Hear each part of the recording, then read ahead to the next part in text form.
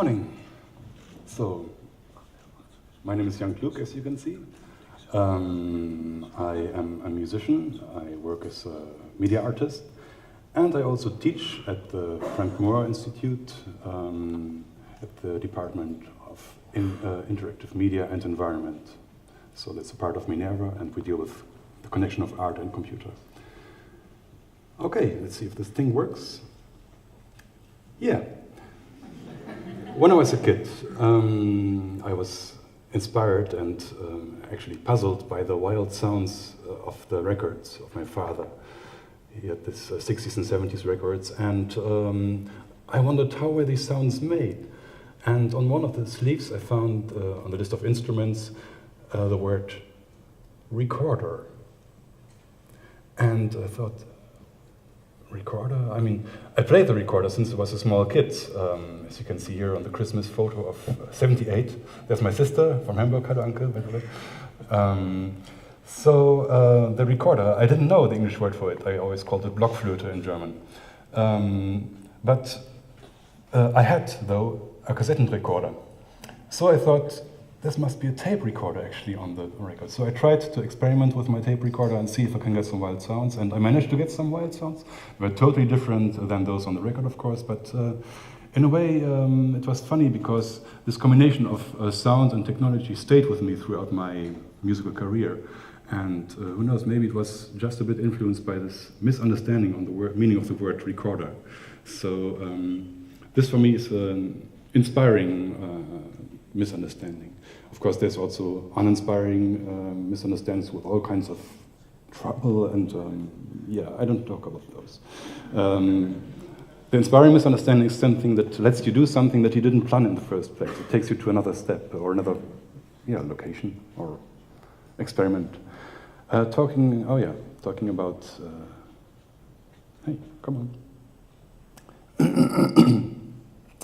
Talking about being a kid. When I grew up a bit, I was 18, and I read this book by Hermann Hesse, Glasperlenspiel, and I found it a really boring book. But there was a very fascinating concept in it. Hesse writes about a game that people play there. It plays an important role in the system of that time in the future. And in this game, people connect all kinds of art and science. It's people can connect music with mathematics or anything like that. So really very fascinating. And I was a bit disappointed that Hesse didn't include the rules of the game in this book, but I actually suspect him of not knowing them himself. But who knows? Now the good thing is he wrote it in '43, but since then computers have been invented, and computers, they can translate anything that can be expressed as data.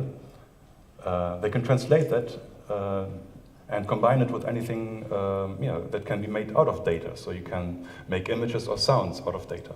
Basically, you can connect anything with anything, which reminds me a bit to this idea of Hesse. And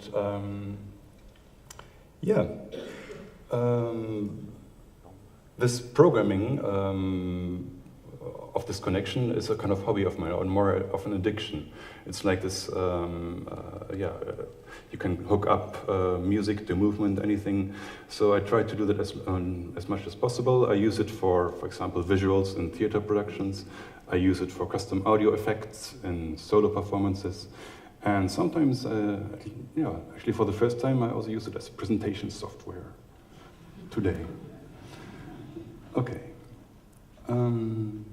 Ideas. Ideas, I think they're very lightweight and versatile. What makes them heavy is their tail, when the tail of possible consequences. Like if you think them through all, it's very heavy, an idea. And in a way, it's good to chop off these tails sometimes to make the ideas lightweight.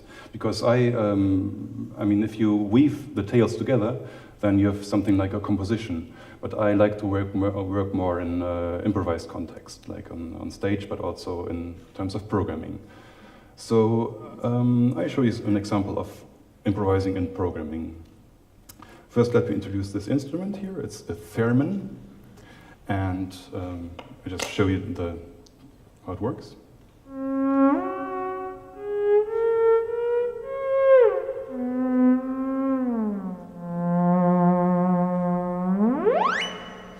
So it has two antennas, one for the pitch and one for the volume.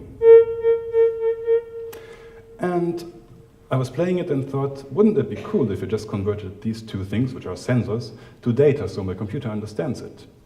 So I actually built this little box here. It's there. And it makes this connection possible. I didn't know what to do with this connection, though. I had the data in the computer and thought, oh, what now? I don't know. But then came an event in Amsterdam, the Music Hack Day. Music Hack Days is something where nerds gather for 24 hours. And then they build something, mainly with software, but also hardware is involved, and actually also quite some beer and pizza. And then after these 24 hours, they present the results of what they did. So I went there with the theremin, and I still didn't know what to do, but there was a presentation of a web startup, and they showed their software which allowed you to get the lyrics of any song online. And there my idea kind of formed. What came out of it is, I mean, the good thing about this 24-hour deadline is that you have no time to doubt, because, there's no chance for another idea, so you have to just go with it, and I chopped off the tail of my idea and made the theremin karaoke system. Yes. Now, the theremin karaoke system. There it is. You see the data from the computer. Okay. Now, let me actually show you the song. Oh yeah, I have a message which might disturb you, at least some of you. Elvis is dead. At least I have reasons to believe that. But I'm not sure how dead he is in terms of copyright regulations.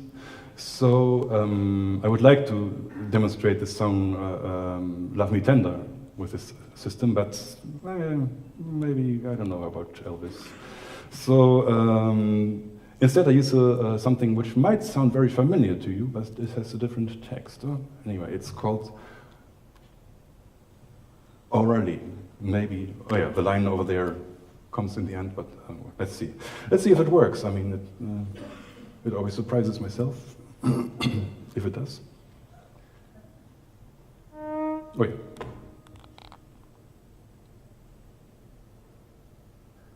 It doesn't. Okay, why might that be?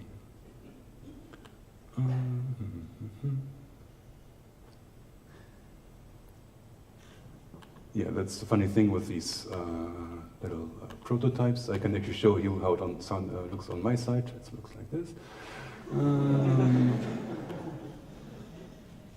Why don't I just press the reset button and try again? Really? Hey, there we go.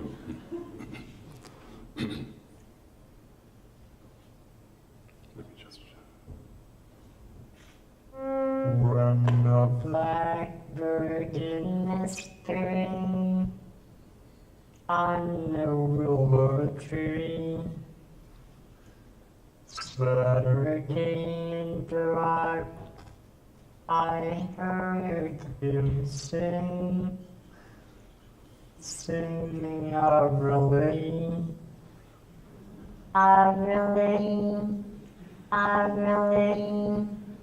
made with golden hair.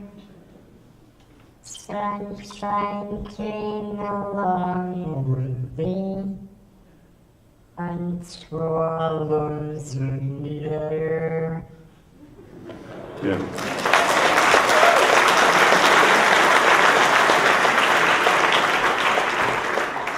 So much for that. Okay. So what I liked about this Music Hack Day, it was very fun to chop off the tail of the idea, and basically it made also fun to build this. It didn't make any sense, but how it felt, it was like as if all these possible ideas in my head, they are like an improv theater group, and they all sit there and wait, and when a theme is called, some of them jump up and start playing together, so that's fun. And talking about theater, yes, I was asked to perform my young Klug solo show in a theater, and of course I immediately said yes. Only slightly troubled by the fact that I did not really have a young Klug solo show. It was a kind of misunderstanding. I had done this presentation on the fact that I didn't have the solo show, and somebody heard it and thought it was the solo show. So I decided to continue with this Droste effect and actually make a show on this theme.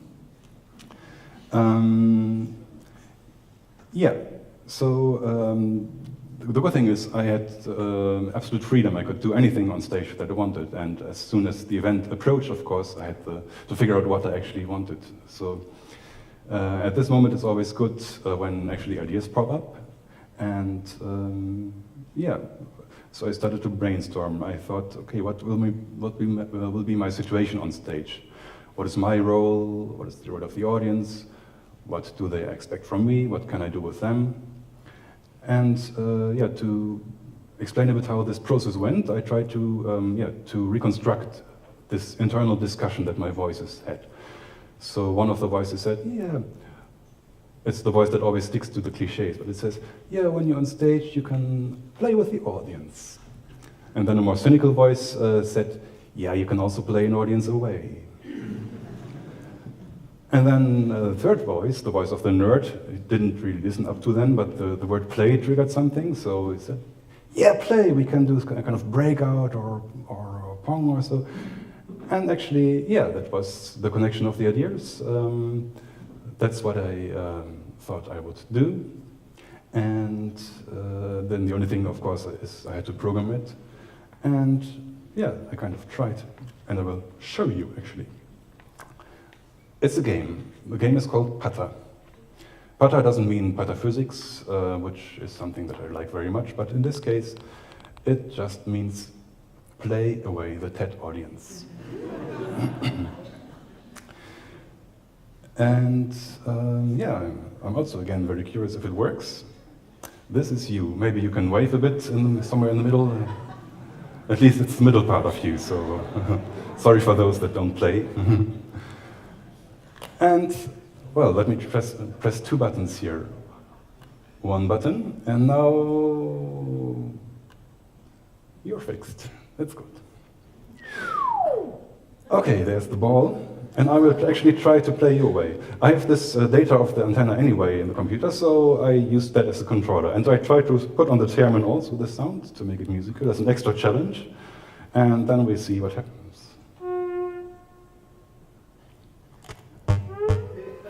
Oh, all of you went at the same time. Well, let's replay this game. Can you all try to be very small? Can you all sit very small? Yes? Okay. That's much better. Okay, so let's...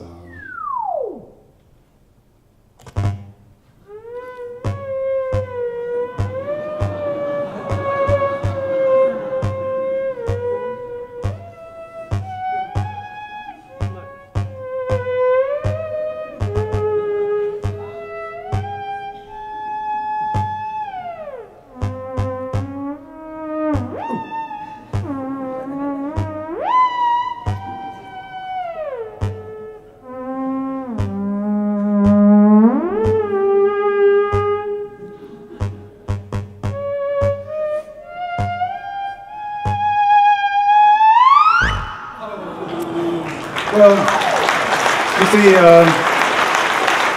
think 24-1, so you don't make a chance anyway. So I think we better end this game. Thank you a lot. That was it.